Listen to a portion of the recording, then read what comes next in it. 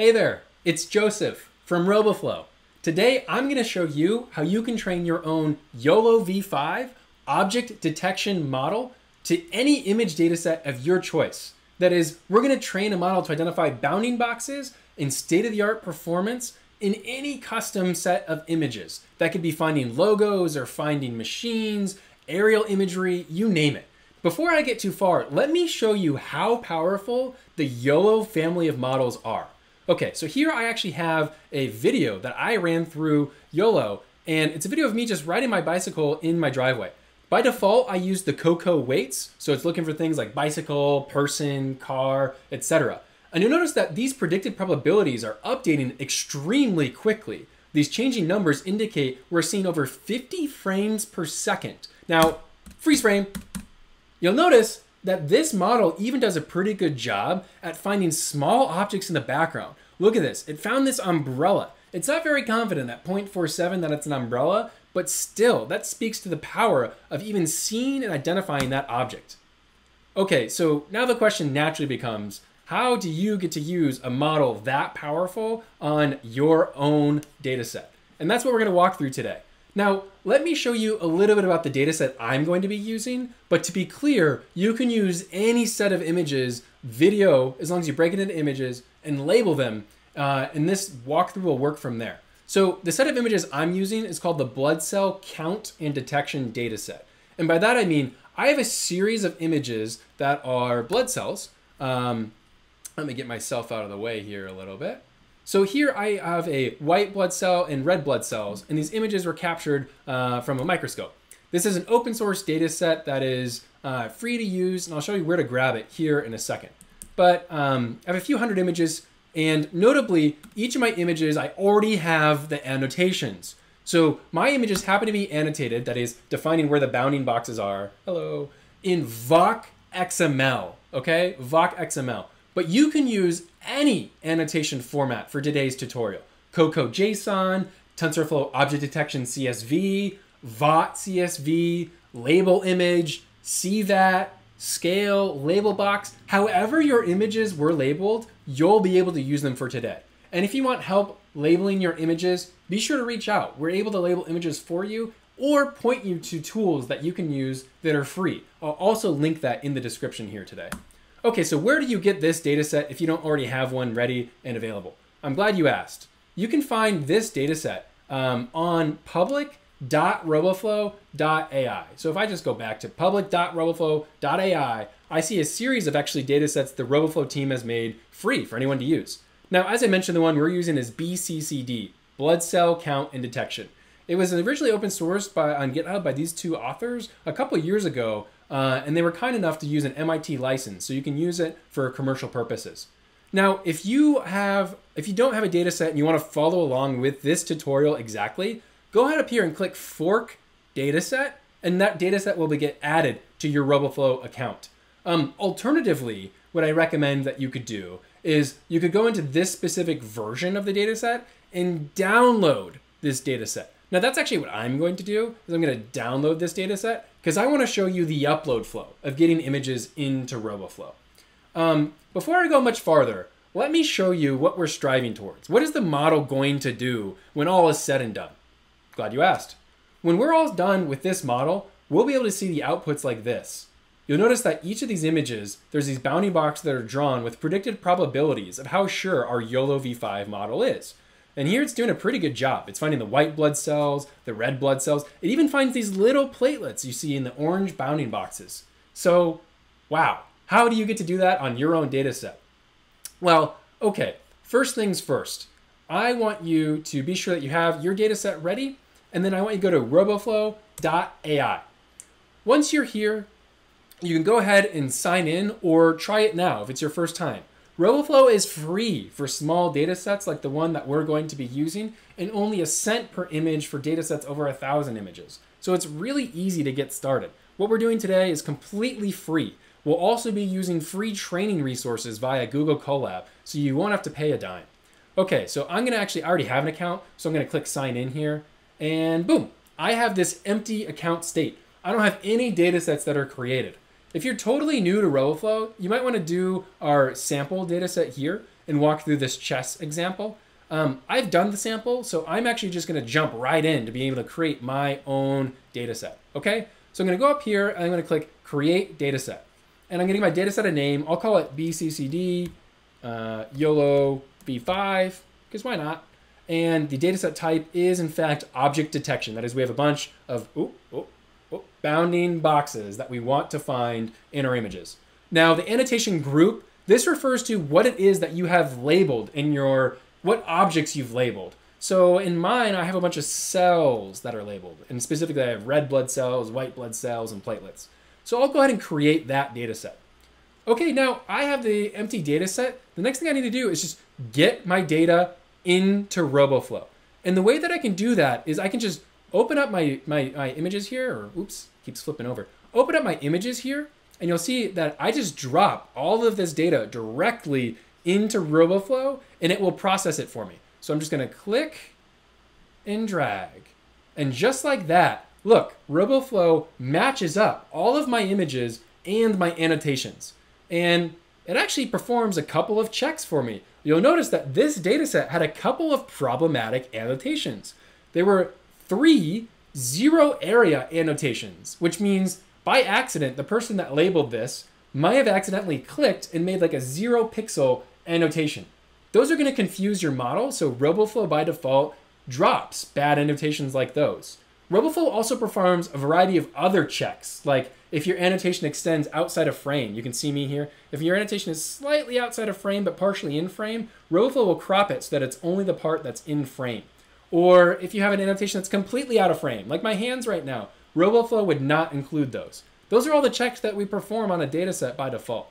Okay, great. So I can see that, my data looks pretty good. You'll notice here that maybe I could have done a better job labeling this guy. But overall, I'm pretty impressed with how things look. So I'm gonna go ahead and start upload. When I start my upload, RoboFlow prompts me to do a train, valid, test, split. By default, this is best practice in machine learning. You wanna have a training set where you teach your model. You wanna have a validation set where you test what you just trained it. And then you wanna have a test set that you use when you're finally done after your training and valid back and forth, back and forth. So you never use the test set until you're all the way done with your problem. Training and valid. Now, by default, a 70-20-10 split is pretty common. You can adjust these if you like. I'm going to just stick to the defaults and do 70-20-10. Okay, now this is going to upload all my data as quickly as possible. While this is going, I've prepared a little bit of a talk here about why you want to use YOLOv5 in the first place. I'm glad you asked. So not only is it extremely fast and a really relatively performant model, but there's a couple other reasons. First and foremost, YOLOv5 came out really recently, only 50 days after YOLOv4. It is the first model in the YOLO family to be implemented entirely in PyTorch. Glenn Yoker is the person that introduced YOLOv5. It's still under active development. That means actually even yesterday, it got a little bit better. And so it's going to continue to improve. The name may change as well. There was some discussion about whether YOLOv5 is the right name for it because it's a new author and a new framework. For now, the community seems to be calling it YOLOv5, so that's how we'll continue to call it. Okay, so YOLOv4 versus YOLOv5, performance benchmark. Now, on the official Cocoa dataset, YOLOv5 is actually slightly less performant than YOLOv4, which is like, why are you introducing a model that might be slightly less performant? Well, if you think about it, the goal of models is to be easily accessible. Actually, in fact, in the YOLOv4 paper, there was this quote from the author that says, "We hope that the designed object can be easily trained and used. For example, anyone who uses a conventional GPU to train and test can achieve real-time, high-quality, convincing object results." YOLOv5 builds on this philosophy. Glenn even wrote in a comment just yesterday that his goals are not just to have high MAP, or not the best MAP even, but ease of use, exportability to things like mobile, memory requirements for fast training, which we'll see here in a second, speed of inference, good MAP, and market size. There's so many problems that you can work on in object detection. So, okay, so if that's like the why for YOLOv5, let's talk a little bit more about what we got going on here. So our data finished uploading. Now the first thing that I recommend you do is you do a dataset health check of just inspecting and getting a sense of what's in my data set? And so we'll see that our red blood cells is dramatically overrepresented compared to our other classes. Well, across 364 images, we have over 5,000 annotations, the majority of which are in our red blood cells, some white blood cells, and some platelets. Now you can upgrade your RoboFlow account to see dimension insights and annotation heat maps. I actually have, let me show you actually, because this is a public data set, we can look at the public health check and we can see a preview of these things. So actually look at the annotation heat map here. The red blood cells are generally all over the image. The platelets are very small, so they're small objects, and that's good to know because small objects are sometimes trickier to find. And the white blood cells are generally concentrated in the center of the image. If we do a crop, we might want to keep center for that reason. I don't know. Okay, so that's the general gist of what's going on in my data set. From here, inside RoboFlow, I can perform a series of pre-processing and augmentation steps on my data. Pre-processing are the steps that are required to get my data into the right format that my model is going to expect. Augmentations are ways that I can increase my dataset size so that I have more images to learn and train from. It's going to increase my model's performance because it will reduce it memorizing the small set of examples that we give it. Now, by default, YOLO actually expects images to be in multiples of 32. So a pretty common size is resizing to 416 by 416. You can actually resize as a stretch, as you see here. I could do black edges in, so I keep the aspect ratio the same, or I could do white edges. It just kind of depends. Now, regardless of what I do, I want to make sure that I do the same for my train and test sets in my resize decisions. And for this example, I'll go ahead and I'll do stretch. So I'll stretch. I'm also going to remove auto orient, which we have a blog post about. I'll link in the description. Generally, you want to do that if you don't know what it is. Okay, augmentation steps. Some things that might make sense for my data set are 90-degree rotations because these cells could come at any orientation. So I'm going to add that augmentation step, and maybe I'll add the ability to do flips as well, which reverses the perspective either horizontally or vertically. So you notice that the original image, the vertical, and the horizontal flips. And that's going to help my model not memorize the training data and see more examples. Now, the last thing here is that I'm going to create 3 versions or 3 augmentations of my source training data. So with those examples in mind, I can now go ahead and generate a version of this data set. So I'm going to generate, I give it a name. I can either give it the timestamp name, or I'm just going to call this BCCD V1. I don't know. I'm not very creative. Okay, so I go ahead and fire off this training job, or this, generate job. And what this does is it creates 3 versions of each of the images that are resized correctly, flipped randomly, or randomly rotated 90 degrees at various different angles. Now, while this generates, I want to introduce you to the RoboFlow model library. Models.roboflow.ai. We have a bunch of models here that you can use by default. Now today we're going to use YOLOv5, but if you wanted to try YOLOv4 because you needed that extra bump in performance, or maybe you wanted efficient det for faster training, maybe you wanted faster RCNN, those are all here and they're easy to use. Now, okay, first things first, for the YOLOv5 model, oh look, it's me riding my bike again. We also released a performance breakdown. So if you want to dive deeper into the details of exactly how YOLOv5 does, feel free to do that. Okay, but what I want from here is the Colab notebook. Do you see this link? Click to open that Colab notebook. And so by default, I get this, how to train YOLOv5 on custom objects. We're going to leave this here for a moment and go back to my RoboFlow data set. I'm going to X out of the version here. So what happened? So we created a version. You'll see here on the left, I have a version of this data set. And all my images have been either rotated and flipped, they're resized correctly. So yeah, I mean, I now have a lot more images to learn from, and my data set looks pretty good. Now, I need to export this data to put it in Colab for the purposes of training, right? So, okay, so if I want to export this data set, that begs the question of what format do I want my data in? And as you may have guessed, we're going to want YOLOv5 PyTorch. YOLOv5 PyTorch. Now, how do I know that? Well, inside my notebook, we actually put in here hey, be sure to use YOLOv5 PyTorch. So it's called out there, right there for you. Hits you right in the face. So, okay, so I'm going to create that export. Now, warning, warning, warning. This export creates a key, an API key, that's unique to your account. Do not share this link publicly. So I'm going to actually generate this. And while this is zipping, I'm going to actually move this out of frame because I don't want you to see the API key that generates when this is all said and done. So actually, look, it's generating, it's finishing. Okay, now I get a link at the end of this process that I'm going to drop into my notebook. Now, I'm not going to show you my link because, as I said, it's secret. Okay, so let's jump into our notebook here. We're going to be using PyTorch to train our given model. Now, first things first, I just want to clone the, I forgot. I don't own this notebook. This is the RoboFlow one from the RoboFlow model library, this collab notebook.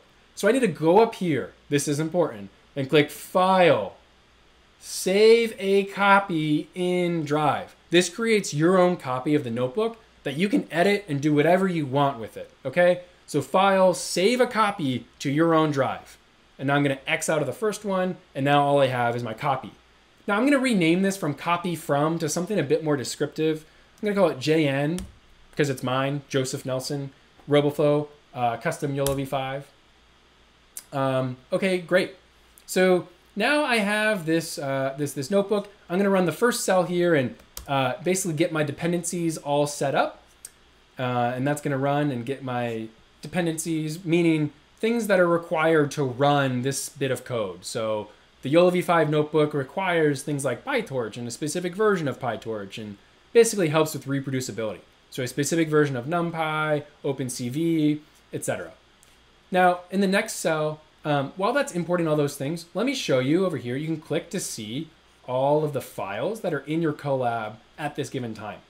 And so so far, I've installed this YOLOv5, or I've cloned this YOLOv5 into my environment. I'm going to cd on into that directory, and I'm going to import PyTorch. Okay, great. Now, export code snippet and paste here. What's that? That's the code snippet that you made from RoboFlow. And so I want you to copy and paste the code snippet that RoboFlow gives you and drop it directly into this source. So again, I'm going to sneakily remove that,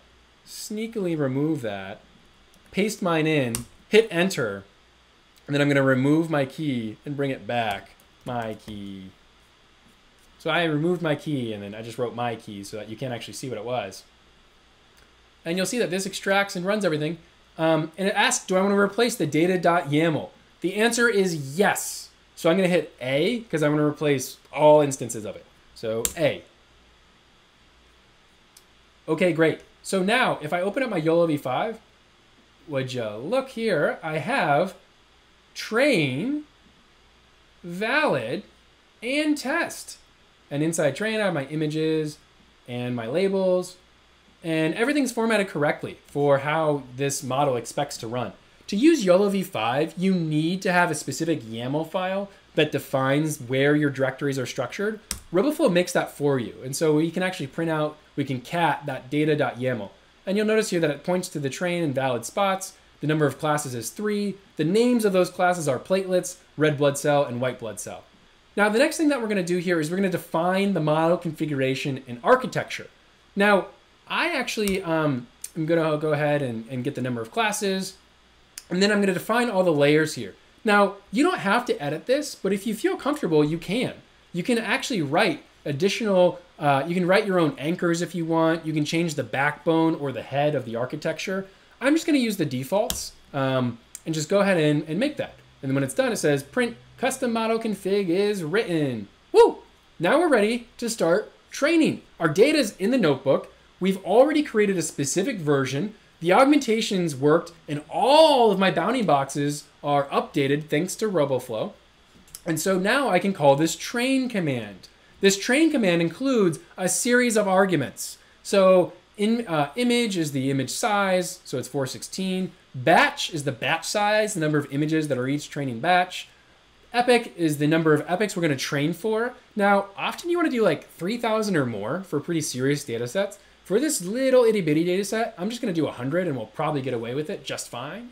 And the data is the data.yaml file defining where we want. The config is the model configuration file we just created. The weights, if you want to start training from a specific set of weights, you can specify this here, or you can just start training from null. Name are the result name of what you want to be called for this specific run. So we're just going to call it YOLOv5 results. And then no save, which means only save the final checkpoint. It's a little bit faster training if you do that. And cache, we're going to cache the images for faster training. Okay, so a couple of notes here. So I'm going to kick this training job off, and we're training YOLOv5, the smallest one. There's actually a little bit bigger ones. If you remember on my little slide here, this comparison, YOLOv5 large is also available. This is YOLOv5, which trains super fast and does inference really fast as well. So I'm going to train this for actually 100 epochs here. And I'm going to actually start this training job, but I might do some movie magic to cut out. But I want to show you how fast this model trains on 100 epochs for free in Google Colab. Okay, so I've just kicked off and started training. It's setting up all of the layers of my network. It's setting up the directories for where it's going to save the weights and the model configuration. And it's printed out the model summary. Okay, and here we go. It's going to cache each of those labels. And now it's going to kick off training for 100 epochs starting at 0 index. Okay, so if you look at this, it trains really quickly. We're passing, what was it, 1,000, how many images were we doing? Oh, I moved that to my other window. We're passing through 1,092 images across 100 epochs, and this thing is zippy quick. We've already completed 2 epochs in the time of me blabbing here. Now, I'm going to go ahead and do a little bit of movie magic, and I'm going to fast forward to when this finishes training. If you want, you can pass the time by maybe labeling some more data or doing something that you need to do.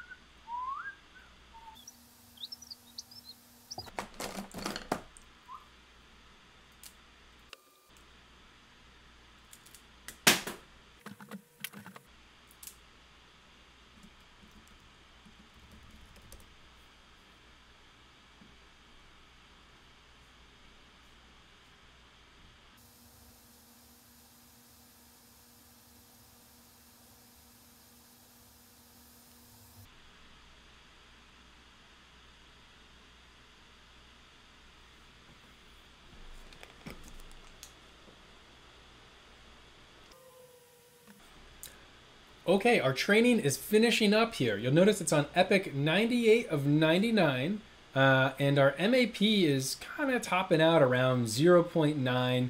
Our recall is pretty consistently 0.98, 0.99. So I think we've got the most we're going to get out of this given data set.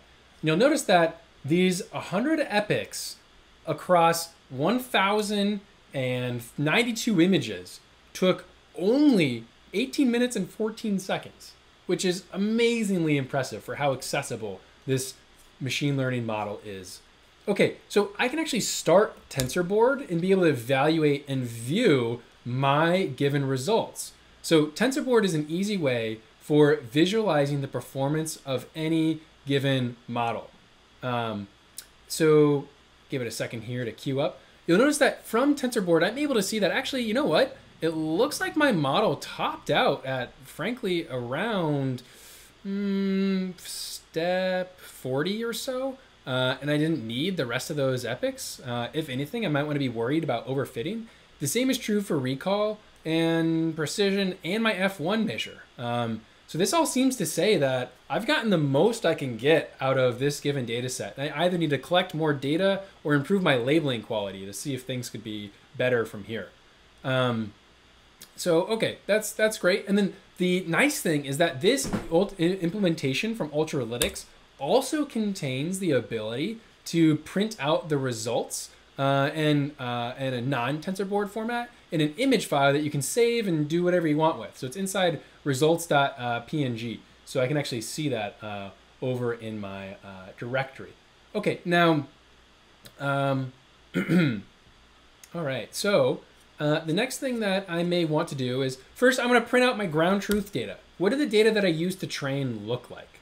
What was my ground truth training data? So this was the ground truth training data. This came from RoboFlow, and you'll notice that I had my white blood cells, my red blood cells, my platelets, and everything looked pretty good. What did it look like with a little bit of augmentation? So print out a training image, but with that augmentation that's been applied. And you'll note we have these shifts and changes and so forth and overlaps, and you'll see that it's, intentionally distorted a little bit.